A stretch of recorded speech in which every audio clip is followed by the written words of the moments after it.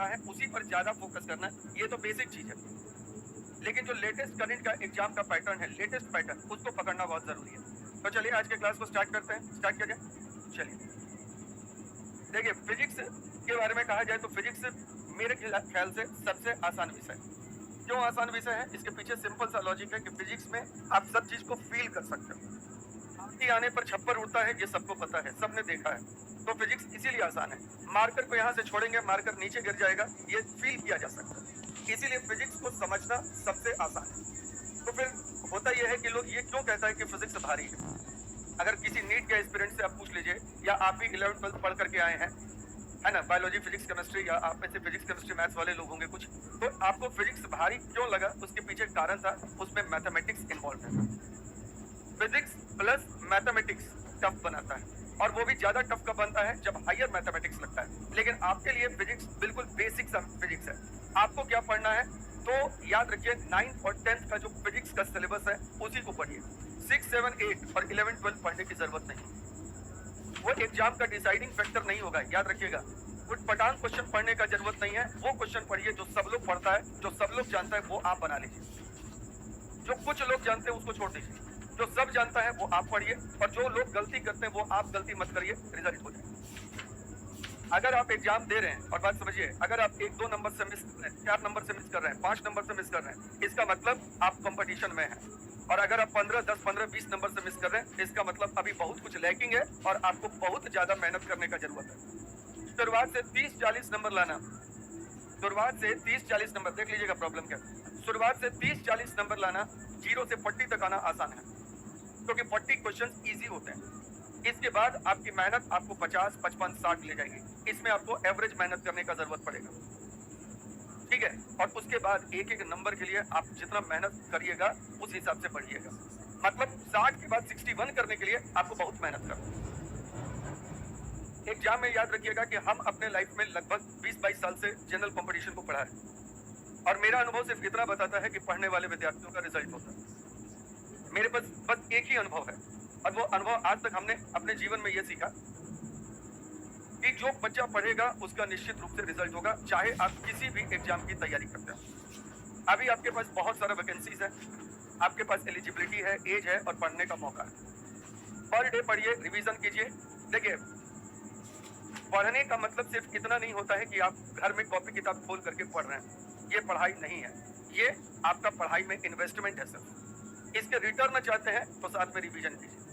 पढ़ने का सबसे, पढ़ाई में अगर रिटर्न चाहते हैं, इन्वेस्टमेंट आपने टाइम दिया, मनी दिया, सब कुछ दिया, लेकिन रिटर्न आपको नहीं मिल रहा है, ये आप जानते हैं। और रिटर्न क्यों नहीं मिल रहा है? क्योंकि आपने रिवीजन नहीं किया। तो रिवीजन पढ़ाई के लिए सबसे इंपॉर्टेंट चीज है।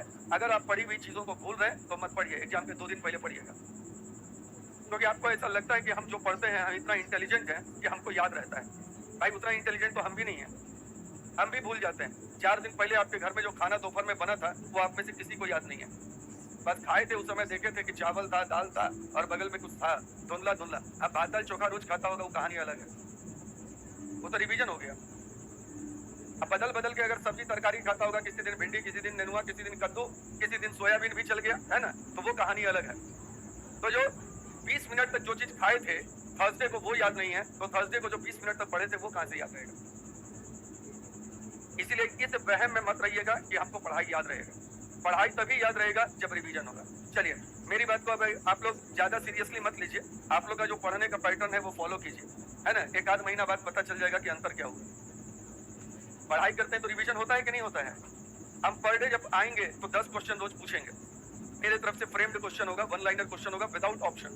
अगर आपने विदाउट ऑप्शन आंसर दे दिया, इसका मतलब है आपके ने रिवीजन किया है। और इतने सारे लोगों में किसने बोला, किसी ने कोई मुम्मू करके रह गया, है ना। ऐसा भी लोग होगा कि लिप्स हिला देगा लेकिन आंसर नहीं देगा, तो उनको हम आइडेंटिफाई नहीं कर पाएंगे। आप लोग अपने लिए जज हैं, ठीक है। तुम ही वकील हो, तुम ही जज हो। वकील तो तुमसे बढ़िया कोई नहीं होगा। अगर गार्जियन पूछ दे कि रिजल्ट क्यों नहीं हुआ भाई, तो तुम्हारे पास एक से एक लॉजिक होगा, अभी सिलेबस पूरा नहीं हुआ, जबकि मैट्रिक पास कर गया था बिना सिलेबस पूरा किए, ग्रेजुएशन का तो बिना किताबें खरीदे पास कर गया है ना। तो कहने का मतलब है कि आपके पास लॉजिक की कमी नहीं है। क्यों नहीं पढ़े? तो लाइन नहीं था, बिजली नहीं था, ये नहीं था, वो नहीं था, आपका बहुत सारा बहाना है। तो आपसे बढ़िया भाई एडवोकेट नहीं है, और आपसे बढ़िया कोई जज भी नहीं है। अलग बात है कि ये जज आप अकेले में खुद को जज करिए। खुद को जज आप करते भी होंगे, हमने मेहनत सही से किया कि नहीं की। ठीक है, चलिए क्लास को स्टार्ट करते हैं। तो फिजिक्स हम लोग पढ़ने जा रहे हैं और फिजिक्स हमने जैसा बताया कि बहुत आसान सा साइंस है। क्यों आसान सा साइंस है, इसके पीछे कारण आप समझ लीजिए कि ये नेचुरल साइंस है, प्रकृति का विज्ञान है। ठीक है, तो चलिए सबसे पहले बात करते हैं। पहला चैप्टर आपके पास है। अगर कोई पूछे फिजिक्स क्या है तो एकदम सिंपल सा परिभाषा, क्योंकि आप मान लीजिए भविष्य में टीचर बनिएगा, बहुत लोग इसमें से बीएड भी किए होंगे, बीपीएससी टीआरई 4 दीजिएगा, गलती से टीचर बन गए, गलती से, बात याद रखिएगा। तो टीचर अगर गलती से बन गए और मान लीजिए आप साइंस के टीचर बन गए, 4-5 में गए पढ़ाने के लिए या 5 तक है, तो टीचर को सब कुछ पढ़ाना होता है। किसी ने पूछ दिया सर 6 से तो सुन रहे हैं कि फिजिक्स केमिस्ट्री बायो होगा, फिजिक्स क्या है, तो आप उसको बहुत लंबा डेफिनेशन मत बताइएगा। लंबा डेफिनेशन का मतलब होता है आपके दिमाग में बहुत कंफ्यूजन है, और छोटा डेफिनेशन का मतलब होता है आपका विजन बहुत क्लियर है। तो सबसे छोटा डेफिनेशन अगर कोई पूछ दे फिजिक्स क्या है तो बताना स्टडी ऑफ नेचर, इतना याद रह जाएगा ना। अगर कोई पूछे फिजिक्स क्या है तो क्या बोलोगे, स्टडी ऑफ नेचर। हमारे नेचर में जो भी हो रहा है वो सब हम पढ़ रहे हैं, वही फिजिक्स है। सूरज उगता और डूबता लाल क्यों दिखाई देता है, सूरज अंडाकार क्यों दिखाई देता है, आंधी आने पर छप्पर क्यों उड़ जाता है, प्रेशर कुकर में खाना जल्दी क्यों बन जाता है ना, और दूर देखने के लिए हमको अवतल लेंस का क्यों जरूरत पड़ता है और पास देखने के लिए उत्तल लेंस का जरूरत क्यों पड़ता है, ये सारी चीजें आप फिजिक्स के अंतर्गत पढ़ते हैं। इसीलिए अगर कोई बोले कि व्हाट इज फिजिक्स तो सीधे बोलना स्टडी ऑफ नेचर है। नेचर में जो भी इवेंट्स हैं इनको अगर हम एक्सप्लेन कर रहे हैं तो हम फिजिक्स को एक्सप्लेन कर रहे हैं। बोलो बात समझ में आ गया। फिजिक्स का सबसे बेसिक जो चैप्टर है, ध्यान से सुनिएगा, सबसे बेसिक चैप्टर जो फिजिक्स समझने में मदद करेगा वो ये चैप्टर। इसी चैप्टर से हम लोग स्टार्ट करेंगे। इसमें सबसे पहले आपको एक टर्म दिया हुआ है मात्रक, यूनिट। यूनिट क्या होता है, किसी भी भौतिक राशि का स्टैंडर्ड माप। बात समझ में आ रहा है, किसी भी भौतिक राशि का स्टैंडर्ड माप यानी मानक माप को मात्रक कहते हैं। आपने मापन मतलब कि कई प्रकार के मात्रक सुने होंगे, जैसे लंबाई का सेंटीमीटर है, मीटर है, मिलीमीटर है, किलोमीटर है ना। तो ऐसे कई मात्रक हैं। आपको मन करे नया मात्रक बनाने का, जैसे खान सर बहुत पॉपुलर हो चुके हैं, अब इनके नाम पर मान लो कि एक यूनिट बनाना, लेंथ की यूनिट। हाँ, अब इसको डिफाइन करना है। कैसे डिफाइन करेंगे, बहुत इजी है। देखो कोई भी स्टैंडर्ड वैल्यू हम कहेंगे, देखो आज से इस लंबाई को माना जाएगा। अब आप बोर्ड का लंबाई नापेंगे, इस बोर्ड का लंबाई कैसे नापोगे, 1 2 3 4 5 6 7 8 9 10। अब इस बोर्ड की लंबाई हो गई 10। तो मीटर, सेंटीमीटर, मिलीमीटर, फुट, गज, इंच, ये सब क्या है, ये सब किसी स्टैंडर्ड माप को दर्शाते हैं। तो याद रखना माप क्या होता है, तो मानक मान को माप कहते हैं। स्टैंडर्ड वैल्यू को क्या कहा जाता है, मात्रक। क्या कहेंगे, अगर कोई पूछे मात्रक क्या है तो कुछ मत बोलना, एकदम सिंपल सा बात बताना। देखो फिजिक्स हम बोल रहे हैं बहुत सिंपल है, रखिएगा, भूल जाइएगा, समझिएगा, याद रखिएगा। कोई पूछे मात्रक क्या है तो बोलना मीटर है। मात्रक क्या है, मीटर है, एम्पियर है, केल्विन है, यही ना मात्रक है। किसी भी भौतिक राशि का मानक माप, क्या बोलेंगे, भौतिक राशि का मानक माप। एक बार बोलो, क्या बोलोगे, भौतिक राशि का मानक माप। इसको क्या कहेंगे, बोलो मात्रक। इसको क्या कहेंगे, मात्रक। 10-20 को मात्रक मन में बोल लो, जो भी तुमको याद है, न्यूटन है, जूल है, केल्विन है, एम्पियर है, जो भी है, ये सब क्या है, यूनिट है। यूनिट क्या है, किसी भी फिजिकल क्वांटिटी का, किसी भी भौतिक राशि का मानक माप। कौन सा माप, मानक माप। अब आ जाओ, मात्रक कितने प्रकार के होते हैं, ध्यान से सुनिए। तो मात्रक 2 प्रकार का होता है, एक को कहते हैं मूल मात्रक, फंडामेंटल, और एक को क्या कहते हैं, व्युत्पन्न। देखो आप बचपन में नंबर पॉइंट लिखना सीखे थे, अच्छा छोटे बच्चों को कभी नंबर सिखाए हो लिखना, 0 से लेकर 9 तक, 0 1 2 3 4 5 6 7 8 9, ये होते हैं फंडामेंटल। क्या होते हैं, फंडामेंटल। इनकी सहायता से आप कोई भी नंबर लिख सकते हो, 10 20 50 लाख करोड़ 10 करोड़ लिख सकते हो ना।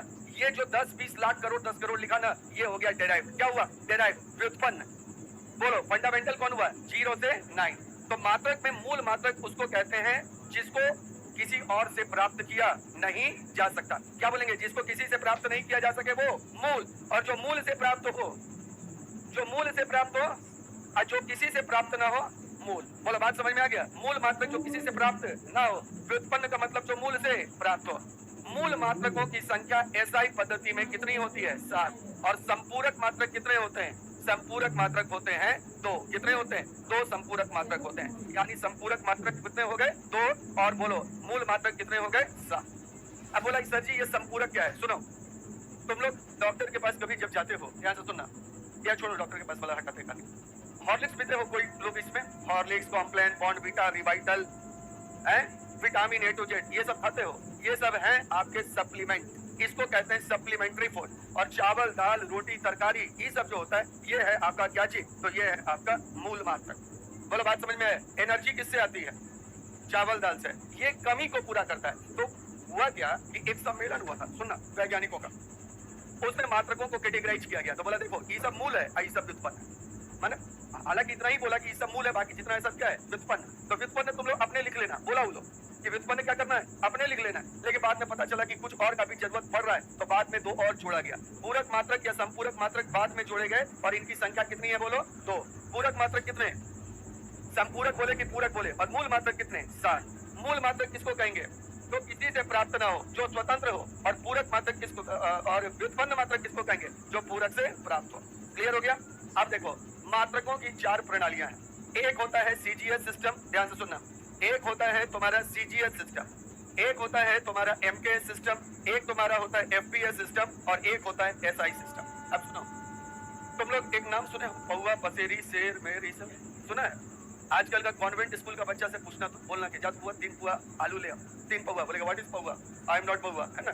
वो अंग्रेजी सीधा सीधी बोलता है कि आई एम नॉट पौवा एंड यू डोंट कॉल मी पौवा। तो कहने का मतलब क्या है, सिंपल सा बात समझो कि मात्रक अलग अलग देशों में और अलग अलग राज्यों में, अलग अलग गांवों में अलग है। हमारी दादी माँ लोग जो यूनिट्स यूज करती थी, आज तक हमको समझ में नहीं आया। बोलती थी कि कुछ नहीं करना, उसको जाओ तो तू कनमा दूध दे दो। आज तक हमको नहीं समझ में आया कनमा क्या होता है, पता नहीं, हमको नहीं पता है। और अभी अब जानने का जरूरत भी उसको नहीं है, क्योंकि अब थोड़ा गांव से क्या होता है, दूरी बढ़ गया। अब देखो मात्रकों की कितनी प्रणालियां हैं बोलो, कितनी है, 4। एक सीजीएस सिस्टम है, इसको कहते हैं कौन सा मात्रक, फ्रेंच या मीट्रिक। अब जब बस इतना याद रखना, सीजीएस को क्या कहते हैं, फ्रेंच या मीट्रिक। सी से बोलो सेंटीमीटर, जी से ग्राम, एस से सेकंड। चलो बोलो फ्रेंच या मीट्रिक सिस्टम कौन सा हुआ, सीजीएस। ठीक है, इसके बाद आ गया आपका एमकेएस सिस्टम। कौन सा, एमकेएस। एम से क्या हुआ, मीटर, के से किलोग्राम, एस से सेकंड। इसके बाद आ गया एफपीएस, इसको कौन सा कहेंगे, ब्रिटिश। तो बोलो ब्रिटिश कौन है और फ्रेंच कौन है, बस। तो फ्रेंच कौन हो गया, सीजीएस। ब्रिटिश कौन हो गया, अच्छा। अंतरराष्ट्रीय वाला भी पूरे वर्ल्ड में चल रहा है। कितना चल रहा है पूरे वर्ल्ड में, कौन चल रहा है, अंतरराष्ट्रीय। अब हुआ क्या कि मान लो कि हम, मेरा एक दोस्त रहता है, सपोज कर लो न्यूजीलैंड में।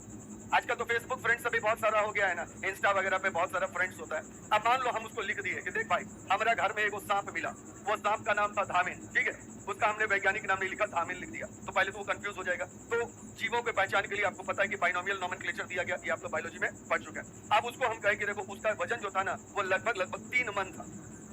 हम इतने लिखे, कितना मन था, 3 मन। बोलो मन को समझेगा क्या, तुम लोग मन समझता है, तुम लोग समझती है मन, एक मन कितना किलो, देखो नहीं आता है ना, चल आता है, मन आता है ना मन नहीं लगे तो मन को याद करना चाहिए। अब बोलो एक मन कितना किलो होता है, 40, तो 3 मन 120। ये बात तो समझ में आ गया।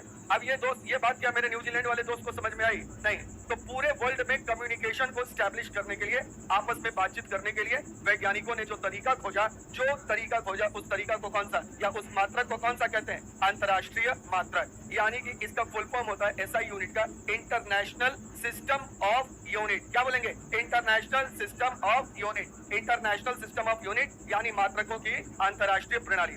कितने मूल मात्रक है इसमें और पूरक मात्रक कितने हैं, तो भारत में मीट्रिक प्रणाली कब लागू हुआ, 1 अप्रैल 1957। भारत में कब लागू हुआ, कौन सा मीट्रिक कौन सा है, बोलो मीट्रिक कौन सा है, सीजीएस। और सीजीएस हटाओ, ब्रिटिश कौन सा है, बोलो एफपीएस।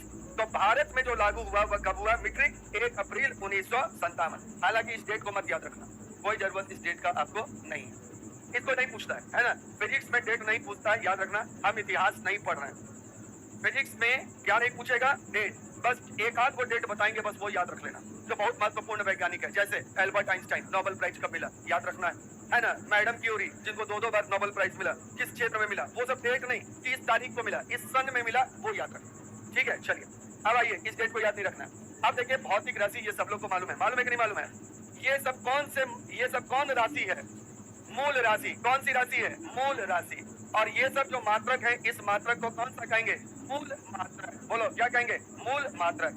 अब देखो लंबाई का मात्रक मीटर, द्रव्यमान का केजी, समय का सेकंड, ताप का केल्विन, विद्युत धारा का एम्पियर, ज्योति तीव्रता का कैंडेला और पदार्थ की मात्रा मोल। अब तुम लोग को एक बहुत बड़ा बात बताते हैं, ध्यान से सुनना। हालांकि बोला सर ये सब का कोई जरूरत नहीं है, जो अभी हम बोल रहे हैं उसका जरूरत नहीं है, लेकिन तुमको बेवकूफ कोई ना बनाए इसके लिए बता रहे हैं। देखो जब भी वैज्ञानिक का नाम यूनिट में होना तो वो बड़ा अक्षर में लिखाएगा, देखो के। और जब पूरा लिखाएगा तो वो छोटा से स्टार्ट होगा, देखो केल्विन। बहुत सही तरीके से लिखा हुआ है। वैज्ञानिक का नाम जब संकेत के रूप में लिखाएगा और वो मात्रक होगा तो क्या लिखाया, के, बड़ा के। लेकिन जब पूरा लिखाएगा ना तो देखो ऐसे होता है, आपको लिखना है 373 केल्विन तो के बड़ा लिखिए, और अगर लिखना है 373 तो के छोटा लिखिए। यहाँ पर के स्मॉल है तो केल्विन में नहीं, के में तुम लोग को नहीं अगर समझ में आ रहा है, अगर के में नहीं समझ में आ रहा तो एम्पियर में समझो। देखो या तो लिखो 5 एम्पियर ऐसे और नहीं तो लिखो 5 एम्पियर। बोलो अब बात समझ में आया? अब देखो एम्पियर देखो लिखा हुआ है और बड़ा है। कैंडेला किसी वैज्ञानिक का नाम है नहीं है, इसीलिए देखो कैसा लिखा हुआ है, छोटा सी और छोटा डी। कैंडेला कहाँ से आया मालूम है? कैंडल से। कैंडल बने मोमबत्ती, अरे कैंडल बने हैप्पी बर्थडे, अरे कैंडल बने हैप्पी बर्थडे ही ना होता है। हाँ तो कैंडल का देखो कैंडल, कैंडेला से कैंडल आया तो कैंडेला है सीडी। मोल देखो किसी वैज्ञानिक का नाम नहीं था, मोल किसी वैज्ञानिक का नाम नहीं था तो ये देखो MOL। सेकंड देखो किसी वैज्ञानिक का नाम नहीं था, केजी किसी वैज्ञानिक का नाम नहीं था, मीटर किसी वैज्ञानिक का नाम नहीं था। इस बात को याद रखना, कभी भी जब लिखोगे तो इस बात को बिल्कुल ध्यान रखना है। क्या याद रखना है? केल्विन जब एम्पियर लिखेंगे तो एक क्या लिखेंगे? बड़ा, और पूरा एम्पियर लिखेंगे तो क्या लिखेंगे? छोटा। अगर वैज्ञानिक का नाम वो नहीं है तो फिर तो वो छोटा ही लिखाएगा। जैसे अगर हम लिखेंगे 5 और लिख रहे मान लो मीटर तो मीटर ऐसे लिखेंगे क्योंकि मीटर किसी वैज्ञानिक का नाम नहीं है। बोलो बात क्लियर है? ये समझ में नहीं आ रहा है? अच्छा नहीं ठीक है कोई बात नहीं। अब देखो कोई बात नहीं है, जिसको नहीं समझ में आ रहा है वो अगल बगल दीवार में माथा मारो, कुछ कुछ समझ में आ जाएगा, है ना? कहीं ढक्कन उक्कन बंद हो गया होगा, देख लो जरा। पहला क्लास में भी अगर फिजिक्स नहीं समझ में आए तो फिर तो दिक्कत वाली बात है ना। आ जाओ आ जाओ। संपूरक मात्रक, ये मात्रक की जरूरत हमको कभी कभी पड़ती है, याद रखो। एक होता है कौन सा कोण? बोलो समतल कोण। समतल कोण का एसआई मात्रा है रेडियन, और ठोस कोण इसका एसआई मात्रा है स्टेरेडियन। बोलो समतल कोण का एसआई मात्रा है रेडियन और ठोस कोण का एसआई मात्रा है स्टेरेडियन। बोलो ये बात सबको समझ में आया कि नहीं आया? चलो अब लेकिन तुम लोग को पूरा भी नहीं आया, अभी हम बताते हैं। तुम लोग से अगर कोई पूछ देना कि समतल कोण क्या होता है और ठोस कोण क्या होता है तो इसको समझ लो अच्छा। देखो समतल कोण होता है, अगर कोई पूछे, देखो हम दोनों तरीके से पढ़ाएंगे, एक जो एग्जाम में पूछेगा, एक जो आपकी जनरल समझ बढ़ाएगा कि कोई किसी को ये लगे कि साइंस भाई थोड़ा बहुत पढ़ा लिखा है। ये नहीं कि साइंस रटा है, साइंस क्या किया है? पढ़ा है। पढ़ना और रटना दो अलग चीज हो। अगर तुमसे कोई पूछे समतल कोण का एसआई मात्रक तो क्या बोलोगे?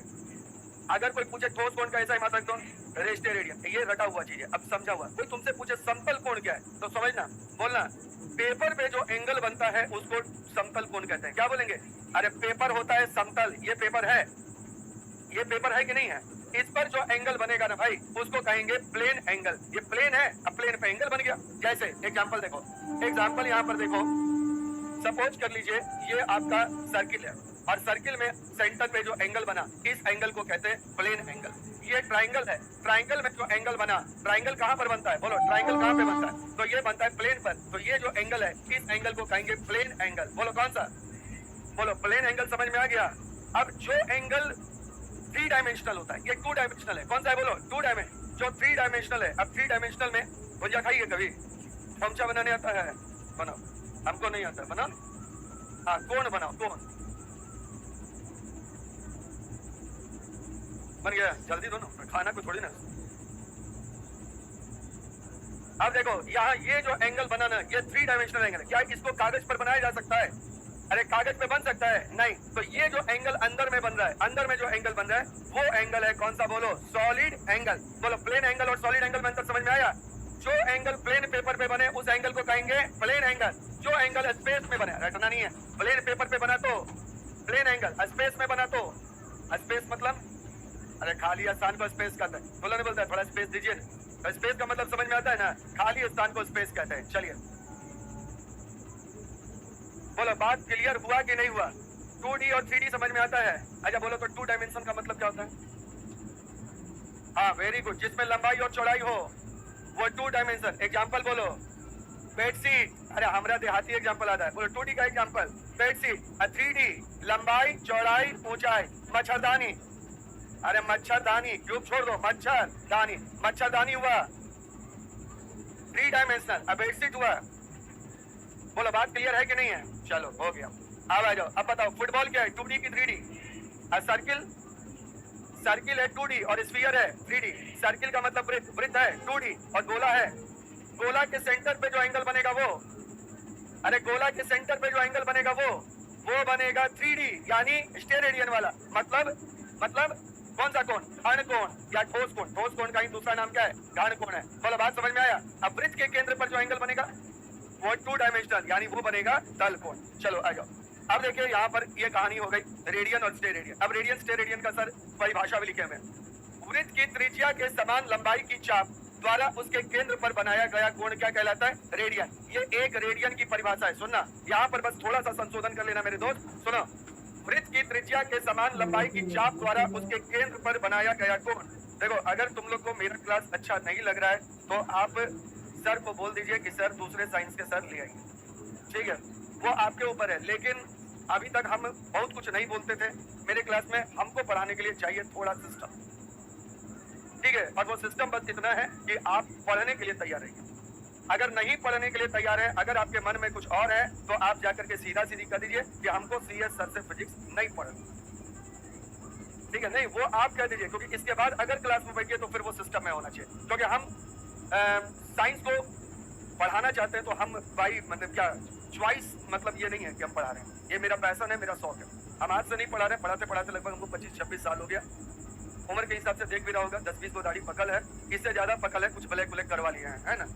तो उस हिसाब से आपको थोड़ा सा बस इतना ध्यान रखना है कि क्लास में सिस्टम मेंटेन है, बाकी कुछ नहीं। क्योंकि हम नहीं चाहते कि क्लास में आपको किसी भी तरीके से हम बोल करके अपना टाइम बर्बाद करें। हम अपना टाइम बचाना चाह रहे हैं, आपसे हमको बहुत ज्यादा लेना देना है, लेकिन जब आप पढ़ने में इंटरेस्टेड नहीं होंगे तो फिर कोई लेना देना नहीं है। आप एक बार नहीं, 10 बार नहीं, 100 बार नहीं, 1000 बार पूछिए, हम सब कुछ बताएंगे। लेकिन अगर कब करके आप टाइम वेस्ट करिएगा तो फिर मेरे लिए भाई पॉसिबल नहीं कि हम आपको पढ़ा पाए। फिर एक दिन ऐसा भी समय आएगा कि शायद हम खुद ही ट्वीट कर दें कि सर मैं नहीं कर पाऊंगा, क्योंकि हम हाथ थोड़ा जल्दी मान लेते हैं। अब देखिए, वृत्त की त्रिज्या के समान लंबाई की चाप द्वारा उसके केंद्र पर बनाया गया कोण एक रेडियन कहलाता है। ये किसकी परिभाषा है? बोलो, एक रेडियन की। अभी थोड़ा सा ध्यान दीजिएगा, आपका ये वृत्त है, ध्यान से सुनिएगा भाई मेरे। अगर कोई आपसे पूछ दे, हालांकि आपसे कोई नहीं पूछेगा, कोई एग्जाम में नहीं पूछेगा, इस बात को एकदम 100% श्योर रहना, किसी भी एग्जाम में आपसे क्वेश्चन एक रेडियन के डेफिनेशन का नहीं पूछेगा, सिर्फ समझना है। आप बताओ, एक सर्किल हमने बनाया, सर्किल बना लिया, सर्किल का एक सेंटर होता है ना भाई, अरे हाँ या ना बोलो। सर्किल की रेडियस होती है आर, सर्किल का रेडियस की आर है। अब इतना ही लंबाई का एक चाप बना लीजिए, इतना ही लंबाई का एक चाप ले लीजिए, ये है आर, और ये आर, ये चाप की लंबाई हुई। ये वृत्त के सेंटर पे जो एंगल बनाएगा, इस एंगल को क्या कहेंगे? बोलो, एक रेडियन। बोलो, क्या कहेंगे? एक रेडियन। बोलो, एक रेडियन का परिभाषा समझ में आ गया? वृत्त की त्रिज्या के बराबर चाप वृत्त के केंद्र पर जो कोण बनाता है, रटना नहीं है, बस समझना है। देखो, तुमको कोई बोलेगा एक रेडियन बना के दिखाओ, तो बोलेगा कोई एक रेडियन बना के दिखाओ, बोला अच्छा लो देखो, ये सर्किल है, ये सर्किल का रेडियस आर है, ये चाप लिए हम, आर लंबाई वाला, और यहाँ पर केंद्र पर एंगल बनाए, यही एंगल क्या है? बोलो, एक रेडियन है। बोलो, एक रेडियन तुम लोग बना लेगा। अब तुम लोग इतना बताओ कि अगर पूरा ये मिलेगा तो वृत्त पर कितना रेडियन एंगल बनाएगा? रेडियन, रेडियन बोलो ना, अरे वृत्त पूरा पूरा, अरे 2 पाई। अरे अच्छा बोलो, आर कितना बनाया? आर बनाया एक रेडियन। अरे आर कितना बनाया? एक रेडियन। तो वृत्त की परिधि कितनी होती है? बोलो, होता है कि नहीं होता है? कि पहला बार तुम लोग तो नहीं जाना होगा। तो आर ने एक रेडियन बनाया तो 2, अच्छा एक ने कितना बनाया? आर त्रिज्या ने इतना बनाया तो एक ने कितना बनाया? 1/r, और 2 पाई आर ने कितना बनाया? बोलो, 1/r गुने 2 पाई आर। अब बताओ कितना एंगल हुआ है? 2 पाई, ये 2 पाई रेडियन। और इसी 2 पाई रेडियन को तुम लोग कितना कहते हो? बोलो डिग्री में, 360 डिग्री। बोलो, आज समझ में आया कि वृत्त के केंद्र पर 360 डिग्री का कोण कैसे बनता है? आया ना? बोलो। चलिए, तो फिर हम बोल रहे कोई एग्जाम में पूछेगा नहीं, कोई नहीं पूछेगा एक रेडियन का परिभाषा। चलो हटाओ इसको। अब देखियो, उसी प्रकार से तुम्हारा क्या है? बोलो, स्टे रेडियन। कौन है? बोलो, स्टे रेडियन। Stay radian. अब तुम लोग इमेजिन करना, अब कल्पना करना होगा, क्योंकि 3 डायमेंशन हम बोर्ड पर नहीं बना सकते, ठीक है? 3 डायमेंशन हम बोर्ड पर नहीं बना। सबसे पहले सोचो, एक फुटबॉल सोचो, सोच लिया? फुटबॉल का सेंटर सोचो, सोच लिया? इस फुटबॉल का कुछ रेडियस होगा, सोचा? अरे फुटबॉल का रेडियस होगा ना। अच्छा, इस रेडियस को भुजा मान के फुटबॉल के सतह पर एक वर्ग बनाओ, बना लिया? फिर बोल रहे फुटबॉल का रेडियस को, किसको? भुजा मानकर एक वर्ग बनाओ, बन गया? तुम लोग बन गया। अब वो जो वर्ग का 4 को कोना है, सुनना, वो जो वर्ग है, उस वर्ग का जो 4 को कोना है, देखो वर्ग तो ऐसा होता है, ये आयत है, हालांकि आप इसको समझिए, ये क्या बन गया? बोलो, वर्ग। इसका कई को कोना है? बोलो, 1 2 3 4। इन चारों कोना को सेंटर से मिला दो। कैसे मिला दो? सेंटर, ये देखो सेंटर लेना, यहाँ इसको मिलाना, इसको मिलाना, इसको मिलाना, इसको मिलाना। कैसा बनेगा मालूम है तुम लोग को? गोल बनेगा। चलो, हाँ, तराजू जैसा कुछ हो जाएगा ना। ये वर्ग है, और इसको यहाँ से मिलाए, इसको यहाँ से मिलाए, इसको यहाँ से मिलाए, इसको यहाँ से मिलाए। बोलो, अंदर में कुछ एंगल बनेगा। इस